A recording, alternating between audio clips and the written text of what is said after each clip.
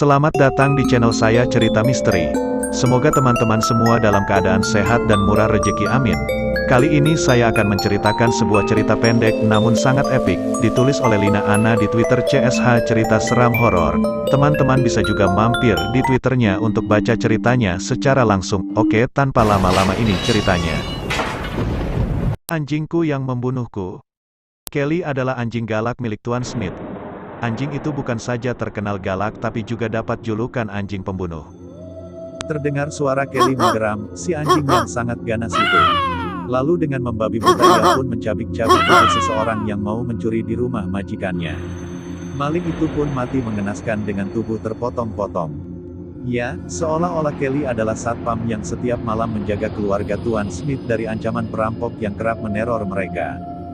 Anjing yang berbadan besar itu memiliki bulu berwarna hitam tebal dan dua taring yang sangat panjang dan tajam serta dilengkapi dengan kedua biji mata berwarna merah. Banyak perampok yang beraksi di malam hari, mati dibuatnya. Sudah lebih dari 10 tahun Tuan Smith merasa aman dalam perlindungan Kelly.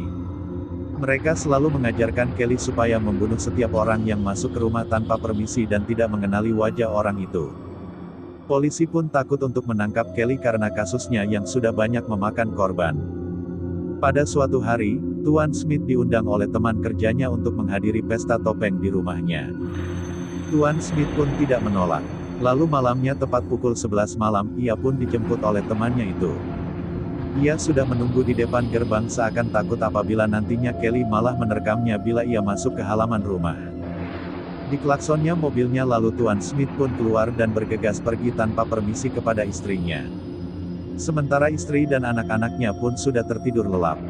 Dikuncinya rumah dan mereka pun berangkat. Pesta itu tampak meriah dengan dipenuhi orang-orang yang memakai topeng sambil bercanda tawa dan diiringi alunan musik disco yang kuat. Tuan Smith pun tidak mau kalah, diambilnya topeng yang tergantung di atas seutas tali, lalu dipakainya. Ia doyan sekali akan kehidupan malam, minum sampai mabuk. Jam sudah pukul 2 pagi. Dalam keadaan mabuk, ia pun diantar pulang oleh temannya itu. Di dalam mobil tidak hentinya ia muntah dan kepala doyong.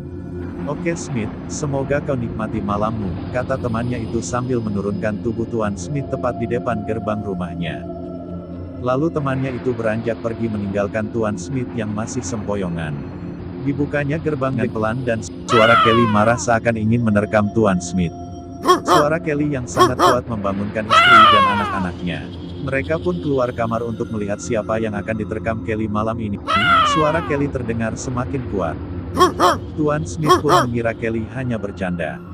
Ia pun terus melangkah masuk ke dalam halaman rumah dengan muka masih tertutup topeng. Ia tidak sadar bahwa topeng itu masih melekat di wajahnya.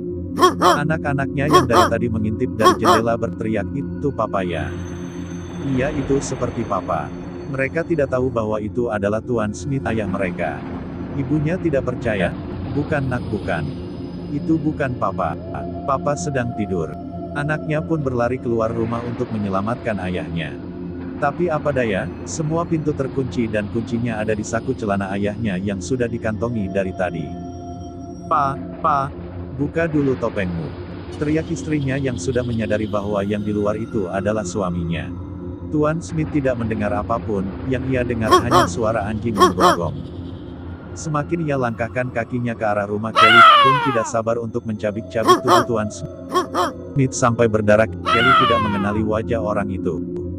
Tolong, teriak lelaki itu sambil merasakan betapa perihnya dicabik-cabik anjingnya sendiri. Istri dan anak-anaknya hanya mampu melihat dari dalam rumah dengan hati yang tersayat-sayat dan jeritan histeris. Papa, tangis mereka. Tuan Smith pun tewas dengan tubuh yang terpotong-potong, seperti daging yang dicincang. Tuan Smith mendapat karma dari perbuatannya sendiri.